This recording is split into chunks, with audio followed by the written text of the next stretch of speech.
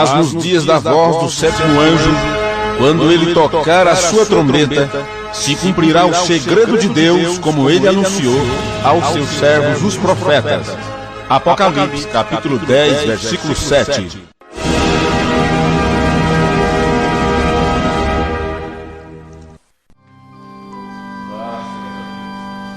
Que o Senhor abençoe a cada um de vocês. Muito bom estar de volta, estar convosco outra vez em mais um culto, na presença do Senhor, sabendo nós que nós não merecemos nada do que Ele nos tem dado. Mas se é do agrado dEle, se é do agrado de Deus nos ajudar, se é do agrado de Deus abrir nossos olhos para ver, então vamos abrir nossos corações e dar boas-vindas a isto, a vontade do Senhor para nós. Amém? Eu convido vocês para ficar de pé, para juntos lermos as Escrituras, e será no livro de Efésios, no capítulo 4. Efésios capítulo 4, vamos ler. Rogo-vos, pois eu, preso do Senhor, que andeis como é digno da vocação com que fostes chamados, com toda a humildade e mansidão, com longanimidade, suportando-vos uns aos outros em amor, procurando guardar a unidade do Espírito, pelo vínculo da paz. Há um só corpo e um só Espírito, como também fostes chamados em uma só esperança da vossa vocação. Um só Senhor, uma só fé, um só batismo, um só Deus e Pai de todos, o qual é sobre todos e por todos e em todos. Amém. Vamos orar. Amado Pai, te damos graças, meu Senhor, por mais uma vez estarmos com vida e saúde na tua casa. Louvamos-te por isso, Senhor, pela tua bondosa presença em nosso meio, e isto não nos deixa melhor do que os outros, mas nos traz mais responsabilidade e automaticamente nos torna as melhores pessoas do mundo, porque não podemos agir como os outros, como os demais que não têm esperança e que só têm um momento para fazer o que bem entende da sua vida. E, no entanto, nós temos este momento que se chama agora e temos uma eternidade pela frente para encarar. E nós te agradecemos por isto e sabemos que esta eternidade que estamos palmilhando, caminhando de encontro a ela, depende muito das decisões que fazemos neste momento, depende muito da forma que atuamos e agimos agora. E quando cremos que tu estás aqui para mudar nossas atitudes, é porque tu precisas e estás nos moldando a cada dia, nos levando a esta unidade da fé, a sermos um com o Senhor, através de uma revelação de ti mesmo que tem vindo para nós. Perdoa os nossos pecados, as nossas faltas, as nossas incapacidades, Senhor. Queremos, ó Pai, naquele dia, recebermos o nosso galardão, que é poder permanecer ao teu lado para todo sempre.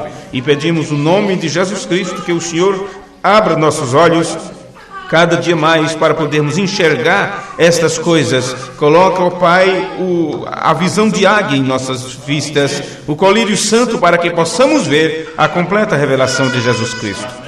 Nesse nome precioso que está acima de todo nome, nós te pedimos estas bênçãos. Amém. Amém. Podeis assentar, irmãos. Louvado seja Deus por tudo isto.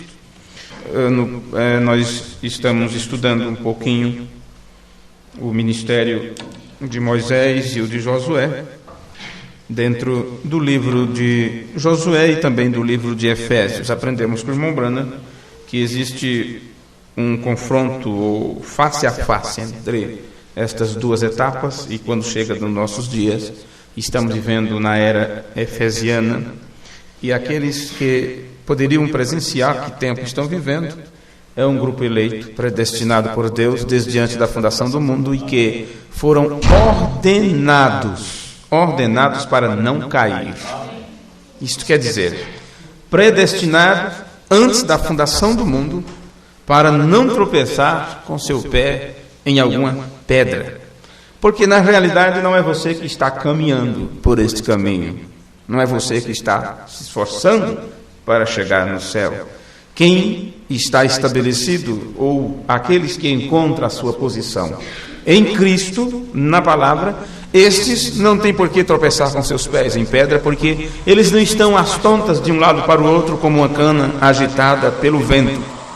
Estas pessoas ficam firmes na rocha. E se você está firme na rocha, se você está estabelecido na rocha das eras, na pedra, que é a revelação de Jesus Cristo, por que você tropeçaria se você não está caminhando? Então, não é o tempo de estar correndo de um lado para o outro. Aqueles que são estabelecidos na terra da promessa, eles constroem sua casa sobre a rocha. E a Bíblia diz, não serão jamais abalados. Veja que coisa, não serão abalados. Então é importante que compreendamos isto, porque irmão Branham nos ensinou estas coisas. E vocês poderão achar um pouquinho estranho, quem sabe até mesmo cansativo, estudarmos estas questões, esse trajeto do povo de Israel, e não temos culpa nisso. É porque as pessoas, talvez, nós somos mal acostumados, não é? E quiseram trazer para nós todo o conhecimento, toda a revelação, e dos selos e trovões, e isto e aquilo, e as pessoas ficaram, tem mais, e eu preciso voltar a vocês, né? Há muito tempo atrás, voltar à mentalidade de vocês, lá para o comecinho das coisas, porque aquele que veio com assim diz o Senhor, para nos dirigir, direcionar a palavra, para nos mostrar todo o conselho de Deus, o profeta do Senhor, ele pregou alguns sermões com o título José encontrando seus irmãos. E assim ele nos leva lá para o passado. Porque se você não for lá atrás e ver o encontro de José com seus irmãos, você não saberá o que acontecerá no futuro a respeito do nosso José, o Senhor Jesus Cristo, que José no Antigo Testamento era um tipo. O irmão Branham pregou a mensagem com o título Pela Fé, Moisés. Todo o trabalho de Moisés, desde que ele encontrou a coluna de fogo, ele foi dirigido dali por diante pela fé. Quem poderia garantir a Moisés que ele se sairia bem lá no Egito? Quando ele disse, eu sou pesado de língua, eu não consigo fazer isto, Deus disse, quem fez a língua? Quem fez o homem? Quem colocou as coisas no seu lugar? Quem fez os céus e a terra? Não sou eu, o Senhor? Então Moisés teve que fazer tudo pela fé. Uma confiança íntima com Deus, de que ele não falharia. E a certeza que Moisés tinha que ele não falharia, foi porque Deus deu a certeza que eu estarei contigo. Então, pela fé, Moisés. Este foi um dos títulos que o profeta usou. Um outro sermão, ele intitulou Um Profeta como Moisés. Um profeta como Moisés. E se você sabe a forma que Moisés trabalhou, se colocando à disposição de Deus, então você saberá também a forma que Jesus, o Filho de Deus, trabalhou, se colocando à disposição de Deus. E aí você saberá também como no tempo do fim, o último profeta enviado aos gentios trabalharia, ou Deus trabalharia através dele. Por isso o título, Um Profeta como Moisés. Então o irmão Branham entra em alguns detalhes na vida do povo de Israel, que nós precisamos entender, aprender sobre aquilo, caso contrário você não sabe qual é o seu papel hoje. E um dos seus sermões ele intitulou Israel no Egito. Então nós precisamos entender como estávamos, por quê, em qual situação estávamos no Egito, que tipo de barro estávamos amassando, como estávamos sendo escravizados, uma vez que o Egito hoje representa o sistema, a denominação, o sistema do homem. Então, assim como Israel estava no Egito, você estava também no sistema religioso, feito por homens, direcionado por homens. Então, ele pregou esse sermão com o título Israel no Egito.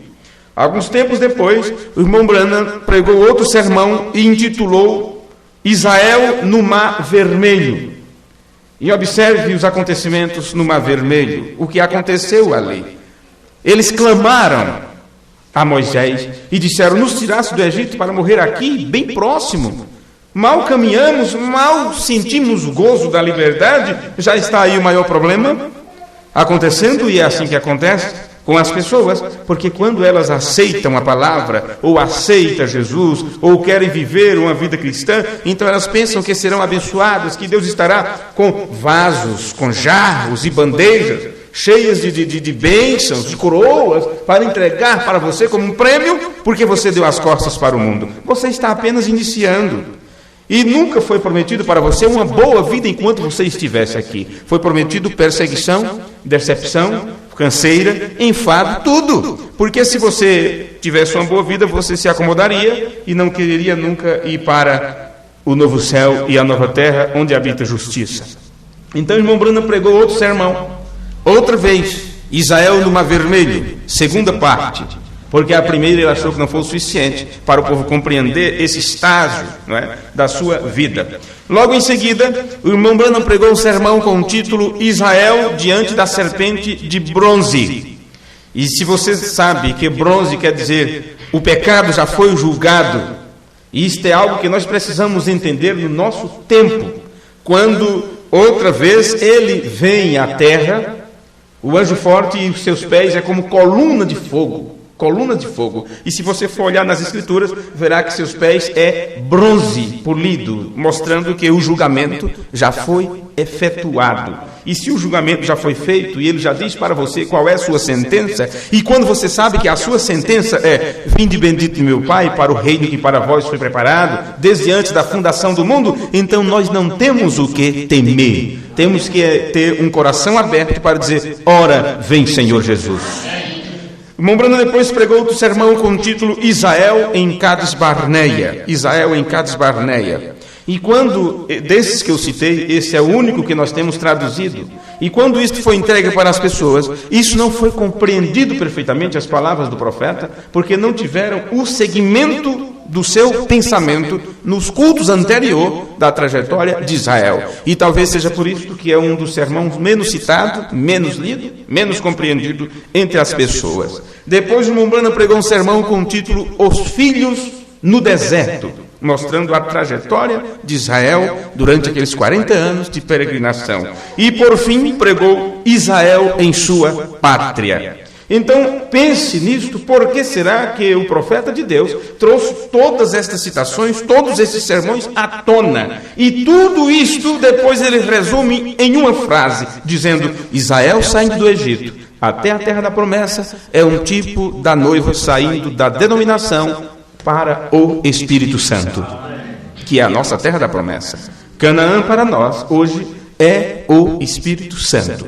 Então, por isso, estamos estudando essas coisas para ver se a nossa compreensão abre-se mais um pouco para este grande trabalho que Deus prometeu realizar no tempo do fim. E eu quero citar para vocês as últimas coisas que nós falamos no culto anterior em poucas frases aqui. Porque o que temos falado nos dois últimos cultos foi que depois que o profeta saiu de cena, porque Moisés teria que sair de cena para poder Josué entrar em atuação, e o ministério de Josué não é tirar o povo, mas sim introduzir o povo, porque o ministério de Moisés tirou do Egito, mas o ministério de Josué foi quem introduziu na terra prometida. Então viria um mensageiro nos últimos dias. Deus prometeu enviar um Elias restaurador. Eis que eu vos envio o profeta Elias antes que venha o dia grande e terrível do Senhor. E este Elias, este homem com o ministério de Elias, tinha um papel a cumprir. E o papel a cumprir era converter o coração dos filhos de Deus hoje a terem o mesmo entendimento que os nossos pais da igreja primitiva tiveram. Este homem viria trazendo o mesmo pensamento, a mesma doutrina, a mesma evangelização, levando as pessoas para o batismo correto nas águas, em nome do Senhor Jesus Cristo, mostrando a vindicação na palavra de Deus sobre o pilar de fogo, que foi o que aconteceu nos dias de Paulo, trazendo-nos de volta à cena, hoje, os acontecimentos de lá do livro de Atos, nos levando lá de volta. E com isto convertendo nossos corações. Isto quer dizer, levando nossos pensamentos, mudando nossos pensamentos a termos os mesmos pensamentos que eles tiveram. E se você sabe que os irmãos da igreja primitiva tiveram seus pensamentos mudados através do conselho do profeta daquela época, Paulo, que disse: transformai-vos pela renovação do vosso entendimento, e depois ele disse: nós temos a mente de Cristo. Então observe em que ponto temos que estar. Nossos corações, nossa mente tem que estar do mesmo jeito que estavam os irmãos da igreja primitiva, com a completa revelação e conhecimento de Deus em suas vidas. Amém? Bem, então o que nós aprendemos foi que esse ministério de Moisés ou esse ministério deste mensageiro que viria, que por um período de tempo estaria sob os cuidados de Deus, sob a potente mão de Deus, tirando o povo do sistema denominacional, esse ministério chegaria o tempo que ele sairia de cena. Isso quer dizer, o profeta tem que morrer. E Deus disse para Moisés: sobe em cima do monte, despede do povo e morre.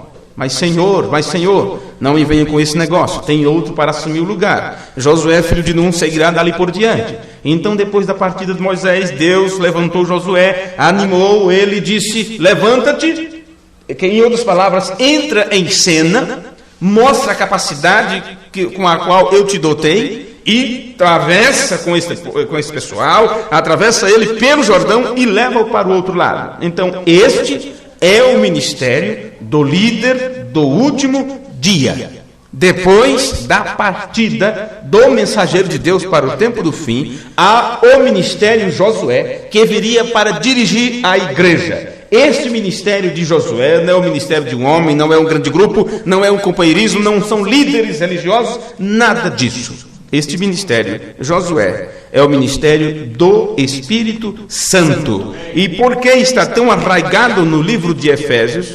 Por quê?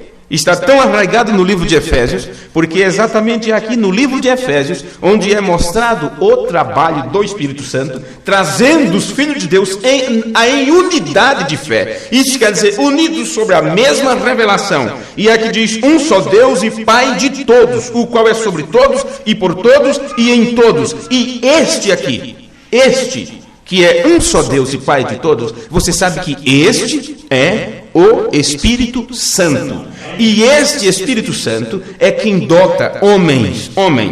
E lá no versículo 11 está escrito: ele mesmo deu uns para apóstolos, outros para profetas, outros para evangelistas, outros para pastores e outros para mestres. O próprio Deus é quem levanta esses homens para fazer este trabalho. Então, o quíntuplo de Efésio, ou esses 5 ministérios, sob a mão de Deus, com a direção do Espírito Santo, é quem faz esta introdução. O Espírito Santo mesmo usando a homens.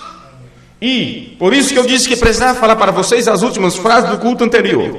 Nós lemos ali que a irmã Brana diz: eu creio que Deus levanta homens para governar sobre a sua igreja, para supervisioná-la. Mas estes homens não terão o seu próprio domínio sobre eles, porque eles estarão sendo guiados pelo Espírito Santo para levar as pessoas para a palavra. Qualquer coisa fora disso é o homem dirigindo e não o Espírito Santo. Então eu quero citar para vocês como foi as palavras do mensageiro de Deus. No livro das Eras, parágrafo 91. Eu creio na direção do Espírito Santo, que vem por meio da palavra. Então observem isto, que esta direção do Espírito Santo não é alguém levantar a cabeça assim e dizer: eu estou recebendo inspiração, estou sentindo inspiração aí para fazer assim e tal, e eu acho que é o Espírito Santo me guiando. Não, senhores. Observe isso aqui. Eu creio na direção do Espírito Santo, que vem por meio da palavra. A direção do Espírito Santo não pode vir diferente daquilo que está nas Escrituras. A direção do Espírito Santo não pode vir diferente daquilo que está estabelecido na palavra. Não importa o quanto que as pessoas estejam sendo abençoadas, com dons, manifestações, prodígios, sinais e maravilhas. Se aquilo não está alinhado com as Escrituras, então não é a direção do Espírito Santo. E se não é, eu não quero ter nada a ver com isso. Deixe-me citar mais algo para vocês aqui. Ele disse também: a palavra e o Espírito são um. As pessoas não entendem o que é o Espírito Santo. Elas não sabem como receber o Espírito Santo, porque não sabem o que o Espírito Santo é. As pessoas dizem: eu falei em línguas, então eu tenho o Espírito Santo. E ela tem um dom e acha que tem o Espírito Santo. E depois você observa toda a sua vida, tudo está fora das Escrituras. Mas ela engana a si mesma e acha que tem o Espírito Santo porque tem um dos dons do Espírito Santo. E assim poderíamos citar todos os outros dons. Agora, se a pessoa não tem a totalidade da palavra, ela não tem o Espírito. ela não tem o Espírito, porque o Espírito e a palavra é a mesma coisa. E foi Jesus quem nos disse: minhas palavras são Espírito e vida. E com isso encerra o assunto. Agora, deixe-me ler algo mais aqui, que o mensageiro do Senhor disse. Agora, Josué significa Jeová Salvador. E ele representa, estamos tratando de representação, de tipos, fazendo comparações aqui. E foi o que Jesus fez durante o tempo de seu ministério. Ele falou do Antigo Testamento, falou como se comparava o reino dos céus e todas estas coisas. Os tipos não falham. Então Josué significa Jeová Salvador. E ele, aquele ministério que está lá no livro de Josué, que assumiu depois de Moisés, aquilo representa algo para o último tempo. E este mensageiro de Deus está nos clarificando isto aqui. Agora Josué significa Jeová Salvador, e ele representa o líder do tempo do fim que virá para a igreja. Então, se vocês observarem bem isto aqui, e se amanhã ou depois eu perguntar isso para vocês, eu vou querer resposta. Caso contrário, como eu vou saber se vocês estão aprendendo ou não, ou simplesmente estão ouvindo? Por isso que eu gosto de repetir tantas vezes. E quando eu perguntar, eu gostaria de saber da resposta. Eu vou ler outra vez para você. Josué significa Jeová Salvador. E ele representa o líder do tempo do fim que virá para a igreja. Se você estabelece isto no seu entendimento, Josué representa o líder que do tempo do fim virá para a igreja. Então agora você precisa saber quem é o líder, porque você já tem o tipo. Você já tem o tipo e o trabalho que este tipo realizou, que esse personagem realizou. Então, se Josué representa o líder que viria no último dia para a igreja, você agora precisa saber que líder é esse, que liderança é esta. Porque se você não reconhece o líder, como é que você vai ser liderado por ele? Se você não sabe quem está liderando, como você vai receber a liderança? Pois bem, na página 173 do livro das Eras, o profeta, guarde bem isso que eu acabei de vos citar, vamos precisar disso depois. Na página 173, o profeta do Senhor nos diz assim: Josué conhecia a promessa. Bem, se Josué conhecia a promessa, todos aqueles que estavam sendo liderados por Josué precisavam agora também conhecer a promessa. Caso contrário, era o líder guiando para um lado e as pessoas indo para o outro. Mas se o líder conhece e passa o seu conhecimento para as pessoas, então eles estarão remando na mesma direção. Não adianta nada você estar com um companheiro dentro do barco, cada um com o seu remo, e um rema para frente, né, e outro para trás. E fica pei. E com o balançar das asas, estamos indo longe, vê, amanhece o dia no mesmo lugar, porque um está para frente, outro para trás. Então não era melhor dizer assim: olha, qual lado está remando? Qual é a posição que está fazendo aí? Custa nada perguntar, gente. Não custa nada perguntar, não é mesmo? Então veja, Josué conhecia a promessa, porque ele era o líder, e o líder precisa conhecer. Eles têm que estar inteirados sobre o assunto. Um professor, ele só pode dar aula se ele se inteirar primeiro daquela matéria. Não adianta simplesmente ele pegar o livro, copiar do livro, colocar no quadro negro ou branco, para as pessoas também copiar para casa. Fica o professor sem aprender, fica os alunos sem aprender, porque ele simplesmente passou a lição, mas ele não sabe daquela lição. Bem, Josué conhecia a promessa e esperou até obter uma decisão clara e definitiva. Percebam que um culto sai de dentro do outro, um sermão sai de dentro do outro. Isto aqui aprendemos no culto anterior e tivemos ali palavras diferentes. Mas observe isto. Ele conhecia a promessa e esperava até obter uma decisão clara e definitiva de Deus. Isto é o que muita gente não quer fazer. Esperar até receber uma decisão clara e definitiva. Às vezes a coisa está meio nublada e a pessoa diz: já é dia, já amanheceu o dia. Às vezes entende uma parte das Escrituras e já acha que pode pregar o Evangelho. Às vezes compreendeu uma pequena coisa e acha que pode tomar uma decisão diante daquilo que compreendeu, sendo que é apenas a ponta, sendo que é apenas o começo, o início. Não, gente, tem que se inteirar na coisa. A resposta de Deus é clara e definitiva.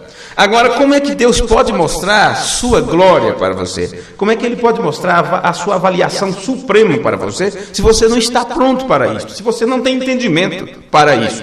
Por isso, o vereda do justo é como a luz da aurora, ela vai brilhando, vai brilhando, vai brilhando, até que se torna dia perfeito. Agora, se temos chegado ao tempo do dia perfeito, porque quando foi o tempo do entardecer? Que no tempo do entardecer haveria luz. Mas nunca sairemos do tempo do entardecer? Será que nunca chegaremos a dia perfeito? Então são coisas que temos que meditar cada vez mais sobre esses assuntos. Você tem que esperar uma decisão clara e definitiva de Deus. Deus podia confiar em Josué, não nos demais. E por que Deus podia confiar em Josué e não nas outras pessoas? Porque ele conhecia a promessa e ele esperava a decisão definitiva. Os outros procuravam aventurar sem autoridade, e quando isto faz, você está presumindo. Está presumindo, eu acho, eu acredito que seja, eu creio que é assim, talvez seja desse jeito. Aquilo é presumir, significa avançar sem autoridade. Não, eu acho que ele é uma boa pessoa. Mas você conhece a família, você conhece o comportamento do moço, você conhece a índole, né? Conhece os seus antecedentes? Conhece os seus antecedentes? Conhece como é que ele trata o pai, a mãe?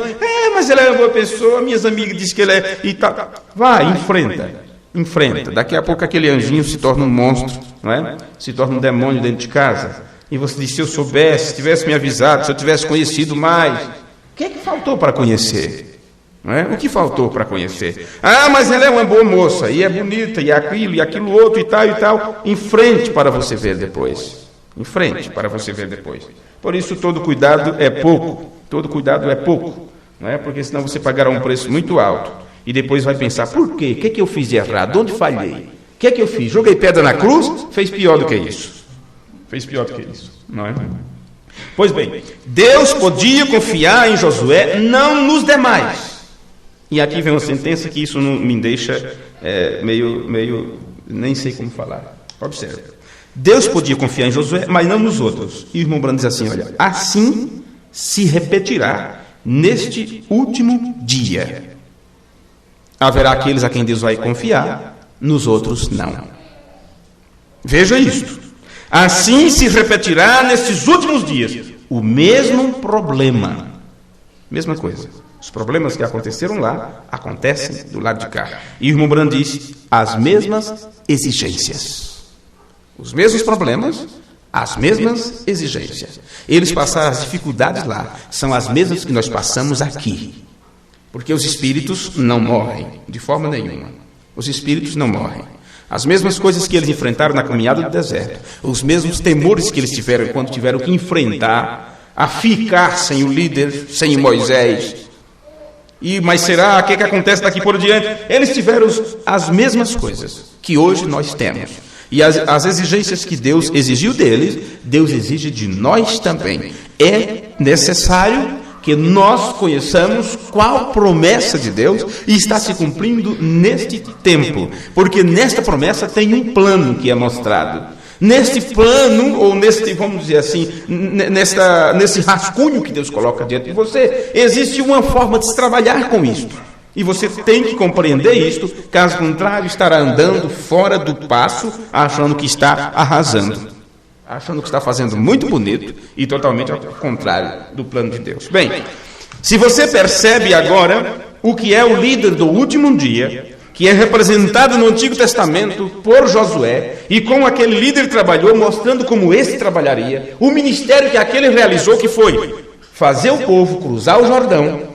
Talvez daqui a 20 cultos sobre esse tema é que nós vamos mostrar como é que eles passaram no Jordão, né? Se bem que você for ler no Antigo Testamento e olhar, mas você precisa saber isso nos nossos dias, o que acontece. E bem, então aquele líder teve que pegar as pessoas e incitar todos eles para que eles cruzassem o Jordão.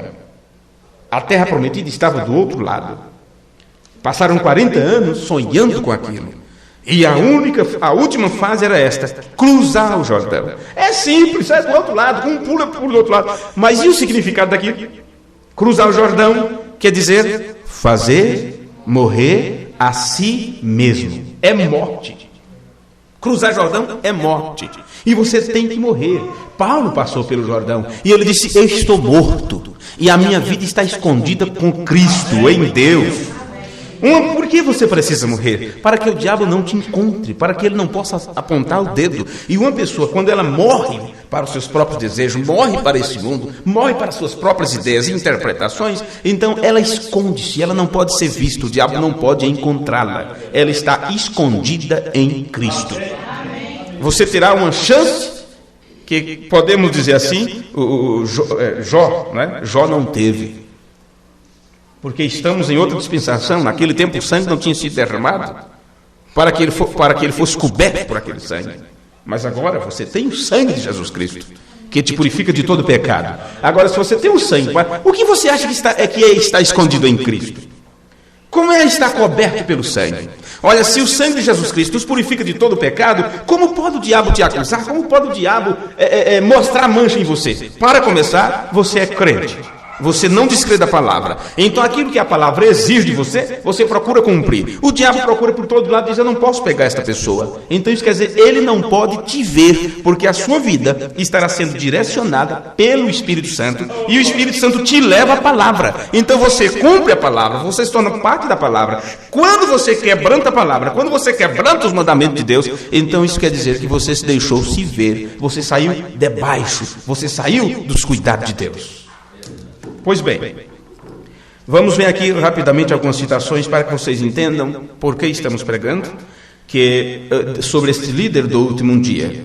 Porque muitos irmãos, por não compreenderem essa totalidade do plano de Deus, muitos deles ainda aguardam, alguns deles estão achando que estão seguindo um oitavo anjo, um oitavo mensageiro, sendo que no livro de Apocalipse é apenas 7, e eles estão procurando por mais um. Outros não se contenta porque sabem que não existe o oitavo mensageiro, então eles estão esperando o sétimo, que já morreu, que já saiu de cena. Eles estão esperando o sétimo voltar outra vez para lhe falar alguma coisa. E eles não entendem que aquele ministério teve que encerrar para que Deus pudesse levar adiante seu povo a dar mais um passo, mais uma caminhada, a cruzar o Jordão do outro lado. Então tem que se parar de chorar pela morte de Moisés. Não adianta esperar mais por Moisés. Você não tem mais que esperar pelo sétimo anjo para te revelar alguma coisa. O trabalho que ele fez foi alertar teus olhos contra o sistema, contra a marca da besta, e apontar para vocês o sinal, o selo de Deus. E o que é que ele disse sobre o sinal? Ele disse que o sinal era o quê? O sinal é o Espírito Santo. Então tudo que o profeta fez foi te apontar o próximo líder que te direcionaria para frente, o Espírito Santo. Na mensagem, quem dizem vocês que este é?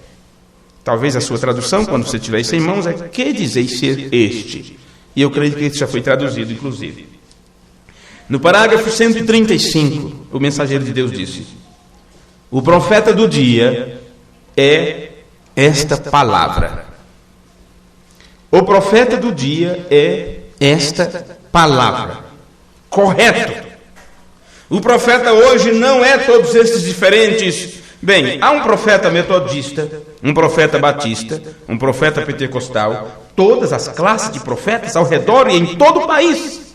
Mas ainda continua igual. Igual ao quê? Ao que era no Antigo Testamento. Há um profeta verdadeiro, o mesmo ontem, hoje e pelos séculos. Correto. Jesus Cristo, Ele é a palavra. Isto porque, meus irmãos, cada profeta que Deus levantou, ele recebeu uma porção da palavra, e era a palavra ungida. Isso quer dizer, era Cristo. Por isso que você encontra no Novo Testamento, falando de Moisés. Quando Moisés se colocou na brecha pelo povo, foi dito que o Espírito de Cristo que estava nele. Vê? Porque cada vez que Deus usa um homem, então aquele homem é chamado de quê? Profeta. Isso quer dizer, a quem vem a palavra? É um homem que recebe uma unção, a unção do próprio Deus. O assim do Senhor vem a ele. Mas o profeta mesmo é o próprio Deus. Deus é o ser profético. Então, quando Deus levanta um homem e usa aquela carne, aquele homem é chamado de Filho do Homem. E se você olhar nas Escrituras, todas as vezes que os profetas tiveram visões sobre Deus e sobre o trono da majestade divina, eles sempre falaram sobre um semelhante ao Filho do Homem. Um semelhante ao Filho do Homem. Pois bem, quando a unção daquele está sobre um homem, então ele é chamado Filho do Homem. Profetiza. Em outras palavras, tu tem então minha voz. Eu falo através de tuas cordas vocais. E quando aquele homem fala, ele diz, assim diz o Senhor. Não é ele mesmo falando. Então quem é o profeta para nós, agora, hoje? Aquele que veio para apontar Cristo, como João Batista apontou para Jesus. Ele nos disse que este Senhor Jesus, o mesmo ontem, hoje e pelos séculos, este é a palavra. Este é o profeta. E nesta expressão, Jesus Cristo é o mesmo ontem, hoje e eternamente, vocês não podem nunca jamais confundir isto. A que está se referindo? Aqui ele está se referindo a Deus mesmo. Vamos seguir. Na mensagem do terceiro Êxodo, parágrafo 330. E essa mensagem que eu citei agora, ela foi entregue mais ou menos 4 meses depois da abertura dos selos. Não é? 4 meses depois que os selos foram entregues. Lembre-se que antes da abertura dos selos foi tido aquele acontecimento no Cânion Sabino, onde aquela grande espada caiu na mão do mensageiro de Deus, e aquilo foi dito, esta é a espada do rei. E quando você olha nas Escrituras, você sabe que espada é esta, a espada do Espírito, que é o quê? A palavra de Deus. Esta é a espada do Espírito. Então, a palavra veio completa, veio cheia, em sua total abertura. Em sua total abertura. E aquilo foi chamado de abertura da palavra. A terceira etapa, ou a terceira puxada. Era um trabalho que somente Deus mesmo poderia fazer. Então, depois disso, depois da abertura dos selos, é o que eu quero citar para vocês aqui, estas coisas. Observe o que ele diz aqui. E hoje, mensagem terceiro Êxodo, parágrafo 330. No livro em inglês, página 44. E hoje, o que temos no nosso meio, este grande Espírito Santo, é mais do que um profeta. É Deus manifestado no nosso meio com a sua palavra para provar isto. Realiza mais do que um profeta, milhares de vezes mais do que os profetas realizam. O que temos no nosso meio? Este grande Espírito Santo. Isto é o que estava no meio do povo para guiá-los. Pois bem, na mensagem Deus cumpre sua palavra, não confunda com a outra, Deus guarda sua palavra, é outro sermão. Deus cumpre sua palavra. No parágrafo 142, ele diz, siga, porque você não pode parar. Siga, isto é uma seta indicativa. É tudo o que um profeta é. É uma seta indicativa te apontando para algo. Não importa quantas voltas você vai ter que dar, às vezes tem uma placa ali, você segue a placa, mas aqui já vai para lá, para cá. O importante é que a estrada esteja toda com setas e sinalizações. Se você seguir as setas e as sinalizações corretamente, e se elas foram colocadas no lugar da forma correta, então você vai chegar no seu destino. Então é isto que um profeta é. Ele chega numa encruzilhada do tempo, quando o tempo cruza-se, e nessas encruzilhadas do tempo nós chamamos de dispensações, todas as vezes que houve uma encruzilhada no tempo, na história do povo aqui na terra, quando chega numa bifurcação, ali acontece algo, porque o povo chega até aqui e diz, e agora o que faço? Então ali tem um homem para apontar o caminho e diz, não siga para lá, porque isto é um grande labirinto, e nós pregamos sobre isto, o labirinto do tempo. Então Deus coloca aquela pessoa ali e diz, aponte para cá. Então você segue, lá na frente Deus tem outro, não importa o nome deles, não importa quem foi. Importa que Deus foi quem colocou aqueles homens ali. Então lá atrás, quando as pessoas se perderam um pouquinho, já estava Enoque. Foram mais adiante, lá estava Noé. Seguiram mais para frente, Deus colocou Abraão. Lá para frente estava José. Lá no outro cruzamento estava Abraão. E assim foi indo até que, chegando à plenitude dos tempos, estava um doido barbudo na beira do Jordão, dizendo, eis o Cordeiro de Deus que tira o pecado do mundo. E assim foi vindo até os nossos dias. Deus sempre teve alguém para dizer, siga, é por aqui. Siga, o caminho é este. E lembra o que está profetizado desde o Antigo Testamento: você ouvirá a voz por trás de ti dizendo: este é o caminho, segui por ele, sem vos desviardes nem para a direita e nem para a esquerda. Bem? Pois bem, Deus cumpre sua palavra, parágrafo 142. Siga. Temos ao profeta de Deus, temos a palavra de Deus e temos ao anjo de Deus. Então ele cita aqui várias coisas que nós poderíamos pregar sermões diferentes apenas estudando cada uma dessas palavras. Temos ao profeta de Deus, temos a palavra de Deus e temos ao anjo de Deus. Pois bem, ele continua: ele está guiando esta igreja exatamente como a guiou naqueles dias. Isto é perfeitamente correto. A palavra de Deus está diante de nós. Olha, esta Bíblia está na mão das pessoas desde quando? Faz muito tempo. O povo de Israel usou o Antigo Testamento, principalmente a Torá, os 5 livros de Moisés, não é? Gênesis, Êxodo, Levítico, Número, Deuteronômio e tal, depois os escritos de Josué, e com o passar do tempo foi se acrescentando os livros dos reis, das crônicas e tudo mais, o livro dos profetas maiores e menores, e eles tinham a Bíblia naquele tempo, e Jesus citou aquilo como a Escritura, e disse: errai por não conhecer as Escrituras. Era o Antigo Testamento que eles tinham.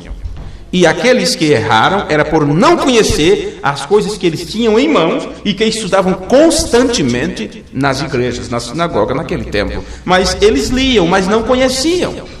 Pois bem, se já era muita coisa, tanto livro assim, 30 e tantos livros, se era muita coisa, as pessoas tinham preguiça de ler. Imagine, depois de Jesus foi acrescentado mais 14 cartas de Paulo, mais uma de Tiago, mais 2 de Pedro, mais 3 de João, mais uma de Judas, meu Deus, é muita coisa. Pois bem, a quem mais é dado, mais é exigido, como eu já disse para vocês já conhecem isso nas Escrituras. Então, hoje as pessoas erram outra vez por não conhecer as Escrituras. Então eles entram no seminário para poder não errar e vão estudar sobre Deus, vão aprender sobre a Bíblia e tem ela toda de cor e cita como se fosse uma coisa mecânica e conhece tudo e sabe todos os comentários bíblicos e tudo mais. Pois bem, aí diz: eu conheço a Bíblia, já li tantas vezes de capa a capa e tal. Mas Jesus disse 2 coisas: errai por não conhecer as Escrituras e o que mais? E o poder de Deus. Porque se eles associarem as Escrituras com o poder de Deus, então eles verão que esta palavra de poder terá um efeito tremendo em suas vidas. E se o poder daquele que escreveu a palavra, ou que inspirou a homens a escrever a palavra, se este poder vir a você, então esse poder transformará a tua vida. Portanto, não adianta conhecer apenas as Escrituras. A Escritura, se ela for vivificada pelo Espírito Santo, então aquilo mudará a tua vida, te levará ao novo nascimento. Esta é uma grande diferença. Esta é uma grande diferença. Então observe, temos a palavra diante de nós. Está dizendo aqui o profeta de Deus. E o profeta de Deus é o Espírito Santo. Bem, vocês já me ouviram dizer isso tantas vezes. Mas aqui eu estou passando para vocês o que disse o mensageiro do Senhor sobre esse assunto mesmo. A palavra de Deus está diante de nós e o profeta de Deus é o Espírito Santo. Este aqui é o profeta de Deus para nós hoje. O anjo de Deus está guiando a igreja. Nós estamos nos movendo com uma coluna de fogo. Porque o que é isto? É a caminhada de Israel, debaixo do pilar de fogo. De noite, coluna de fogo. Durante o dia, uma coluna de nuvem. E eles foram guiados assim. Então, a mesma coisa hoje, olha.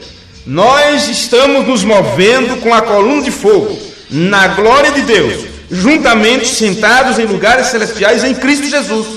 Agora somos filhos de Deus. O importante é que ele citou aqui as Escrituras, encaixando com este pensamento de estar sendo guiado pelo pilar de fogo. Veja, observe isto aqui. Nós estamos nos movendo com a coluna de fogo, na glória de Deus, juntamente sentados em lugares celestiais em Cristo Jesus, e agora somos filhos de Deus. Isto ele está citando Paulo agora. Somente os filhos de Deus podem ser guiados por Deus. Somente os filhos de Deus podem receber a liderança da coluna de fogo. Somente os filhos de Deus podem receber o toque do Espírito Santo. Porque o toque do Espírito Santo pode não ser muito suave, viu? O toque do Espírito Santo pode ser para te levar à cruz, pode ser para te levar ao matador, pode ser para te levar para a vergonha, para o escárnio, para a perseguição. Então isso é somente para filhos obedientes. Filhos obedientes, pessoas que querem obedecer, porque aqueles que não são filhos não são guiados por Deus. Eles não querem receber a liderança, eles querem liderar a si mesmo. Então, continuando, agora somos filhos de Deus, e a grande revelação da palavra, o Espírito Santo penetrando nos corações e tirando das árvores de salvação uma vida pia. E o que é uma vida pia? Ele continua dizendo: amor. Observe até que ponto você está disposto a amar. Se você não tiver capacidade de amar o maior dos seus inimigos, você não pode ostentar o nome de cristão. Se você não puder amar aqueles que te maltratam, perseguem, se possível te matariam, você não puder amá-los, então como pode você dizer que ama a Deus? Como pode você dizer que cumpre a palavra? Se Jesus disse: orai pelos que vos maltratam, amai os vossos inimigos. Disse: vocês sabem o que foi dito aos antigos, né? Amai vossos amigos e aborrecei vossos inimigos. Eu, porém, vos digo: amai aos vossos inimigos. Isto é mandamento. Então disso se trata amor. Gozo, paz, sofrimento, bondade, mansidão, paciência. Tudo isto é para aqueles que são filhos de Deus e que têm recebido o direcionamento do pilar de fogo. Aqueles que têm a palavra diante de si e que sabem que o Espírito Santo é o profeta. Você sabe que não havendo profecia, o povo se corrompe. Por isso o próprio Deus é quem assegura para que sua igreja não seja corrompida. Por isso foi predito que viria uma era efesiana e que a noiva que viveria neste tempo estava ordenada para não cair. Por que não cai? Porque o próprio Deus vem para sustentar e assegurar isto, que esta igreja do último dia não caia. Então ele mesmo vem, o profeta, o próprio Deus vem para que você não se corrompa com as coisas desta vida, com as coisas do mundo. Pois bem, para que vocês compreendam que o profeta do Senhor, até encerrar seu ministério, ele estava cumprindo o seu papel, apontando o próximo que viria. Eu quero ler para vocês o que está na mensagem Os Ungidos dos Últimos Dias, página 25, parágrafo 100. Ele continua: o Espírito Santo é o profeta desta hora. Já não seria mais da era de Laodiceia, porque para a era de Laodiceia nós tínhamos o quê? Nós tínhamos o sétimo anjo. Nós tínhamos um homem com o ministério tirando o povo da denominação. Mas, encerrando-se Laodiceia, quando aqueles que pertenceriam a uma era efesiana, que é chamada a era da noiva, a era do olho, a era do grão, a era do ouro, a era da palavra, a era da manifestação dos filhos de Deus, para esta hora, então teríamos o próprio Espírito Santo na liderança. Ao invés de um homem ungido, é um povo ungido. Isto quer dizer, a unção que estava no homem reparte-se, vai para o meio do povo, para guiar aquele povo, para introduzi-lo em si mesmo, na terra da promessa. Observe, o Espírito Santo é o profeta desta hora. Ele está vindicando sua palavra, provando-a. O Espírito Santo era o profeta. Observe isso, viu? O Espírito Santo era o profeta na hora de Moisés. O Espírito Santo era o profeta na hora de Micaías. Isto é para que você não fique preso a um homem, ao ministério do homem, viu? Porque quando você fica preso ao ministério do homem, fica chorando a morte de Moisés, fica implorando que aquilo volte de novo, fica querendo que o mensageiro se levante outra vez, porque você está direcionado do homem e acha: se o homem não está na frente, vamos morrer, vamos perecer. Então isso é mostrado para que você entenda que é o próprio Deus quem toma controle da situação. Então não importa se ele usa um homem ou homens, mas que esses homens estejam também sobre a liderança, e que as pessoas reconheçam que aquela não é a liderança do homem, e o povo saberá que a liderança não é do homem, se o homem mostrar unicamente a palavra, porque é na palavra que está o Espírito. Já aprendeu que a palavra, o Espírito, é a mesma coisa. Quando eu falo da palavra de Deus, eu não me refiro à letra das Escrituras, mas à vivificação disto em vossas vidas, como ele prometeu fazer. O Espírito Santo era o profeta na hora de Moisés. O Espírito Santo era o profeta na hora de Micaías. O Espírito Santo era o profeta na hora de Moisés. Ele repetiu de novo. O Espírito Santo foi quem escreveu a palavra, e é ele que vem para confirmar a palavra. Para isso o Espírito Santo veio, para confirmar a palavra. Bem, quando você diz que o profeta desta hora é o Espírito Santo, e se você diz isso sem mostrar essas citações, as pessoas ficam preocupadas e dizem, mas eu achava que Deus tinha levantado um profeta para esta hora. Mas quando você mostra todo esse quadro completo, então fica fácil você compreender porque o profeta tinha que sair de cena. Porque se Deus não tivesse tirado o profeta de cena, as pessoas iriam fazer a mesma coisa que fizeram com a estátua de Aparecida, iam fazer a mesma coisa que fizeram com a estátua do Padre Cícero, iam raspar a estátua como fazem com a estátua de Frei Damião. Porque as pessoas, elas ultrapassam a linha do entendimento, passam para a fantasia, passam para tudo quanto não presta, menos centralizar-se na palavra. Por isso Deus faz da forma que faz. Chega no auge, ele tira aquele homem de cena e as pessoas ficam desprovidas de tudo. Então ele faz as pessoas lembrarem do que ele ensinou antes. E quando as pessoas voltam a aprender o que foi falado antes, elas conhecem então que Deus tinha que fazer daquela forma. Caso contrário, elas ficariam se arrastando pelo deserto e nunca assumiriam posse.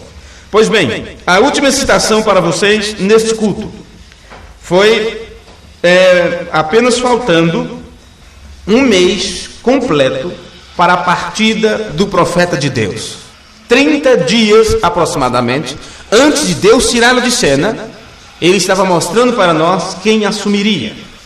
Na mensagem, a união invisível da noiva de Cristo, ele pregou esse sermão um mês antes de sua partida. Ele disse: deixe que o Espírito Santo, reticência, ele é o profeta do dia. Deixe que ele entre em seu coração agora mesmo e examine, quer dizer, examine seu coração. O Espírito Santo tem que fazer isso. E examine com a palavra de Deus. E serão anuladas todas as dúvidas com respeito à mensagem. Lembre-se que este homem está encerrando seu ministério, faltava 30 dias para ele sair desta vida, e ele está dizendo que se você deixar o Espírito Santo te guiar, porque ele é o líder do último dia, então você verá que as dúvidas se dissiparão. Mas enquanto as pessoas ficarem apegadas ao passado e não ver o que Deus está fazendo no presente, elas ficarão sempre, mas e aquilo, e os selos, e os trovões, e o novo nome, e isto, e aquilo, porque elas ficarão cheias de dúvida, porque não tem quem lhes esclareça. O profeta se foi, e eles não acreditam na liderança que veio para guiar para a terra da promessa. Então ficarão cheios de dúvidas, cheios de problemas. Então observe as últimas palavras aqui. O Espírito Santo, ele é o profeta do dia. Deixe que ele entre em seu coração agora mesmo e examine com a palavra de Deus, e serão anuladas todas as dúvidas com respeito à mensagem.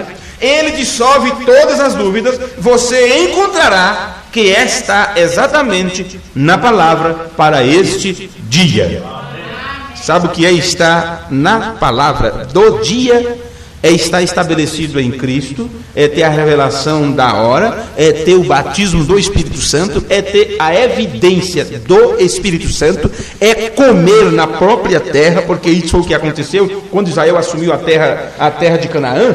Enquanto estavam no deserto, Deus enviava para eles maná do céu. Mas quando eles chegaram na terra, eles tiveram que produzir ali e se alimentar da própria terra. Então quando você chega na rocha e se estabelece na palavra e sabe qual é o seu propósito, acabam as dúvidas, acabam os problemas, a sua vida estará além dos problemas, além das ideias, além deste mundo, além dos sentimentos. Você está escondido em Cristo, a palavra. Amém. Vamos colocar de pé e que o Senhor abençoe a cada um de vocês e encha com seu Espírito, no nome de Jesus, é a minha oração para todos nós nessa noite. Amém. Eu gostaria de cantar um hino com vocês neste final de culto. Já que estão fazendo tanto barulho lá fora, vamos apenas fazer um pouquinho de barulho aqui também. E vamos cantar o 214. 214. Para as pessoas que acharem, pega lá um violão para mim. Nosso Redentor foi preparar um lugar de repouso e esplendor.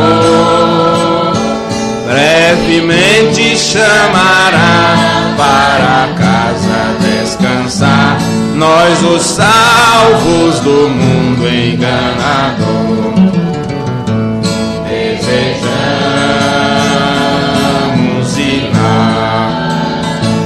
Desejamos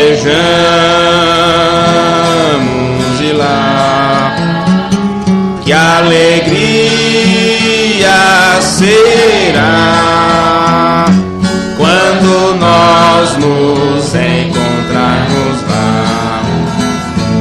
Nesta terra tesouros não há que nos possam aqui segurar. Desejamos ir ao céu, onde Cristo já está, ao lugar onde iremos descansar. Desejamos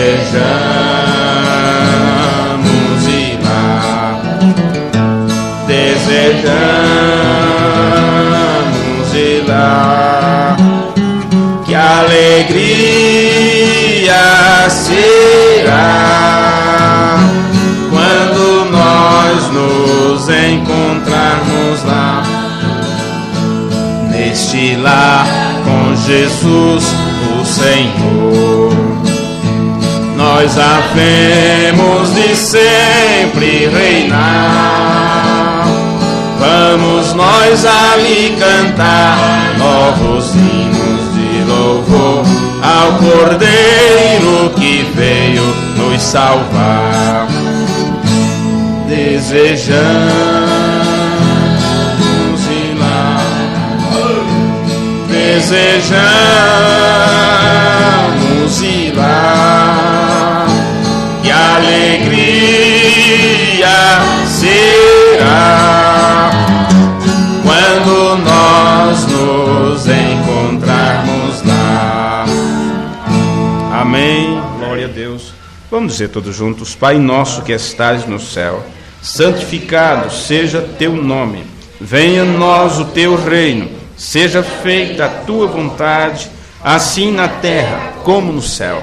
O pão nosso de cada dia nos dai hoje, e perdoa as nossas dívidas, assim como nós perdoamos aos nossos devedores. E não nos deixes cair em tentação, mas livra-nos do mal, porque teu é o reino, o poder e a glória para sempre. Amém. Amém. Que o Senhor vos abençoe. Abençoe um ao outro, saudai-vos uns aos outros e até nos encontrarmos outra vez. Agradeço vocês que vieram de longe, de outras cidades, os irmãos que estão nos visitando. Deus abençoe cada um de vocês. Os irmãos que estão ouvindo pela internet, muito obrigado pela audiência. Deus os guarde. Orem por nós, oremos uns pelos outros. E somente Deus, o único que pode assumir o controle da situação, pode resolver tudo. Contanto que fiquemos sobre os seus cuidados, e Ele nos inspirará a fazer a coisa certa. Deus nos abençoe. Deus os guarde.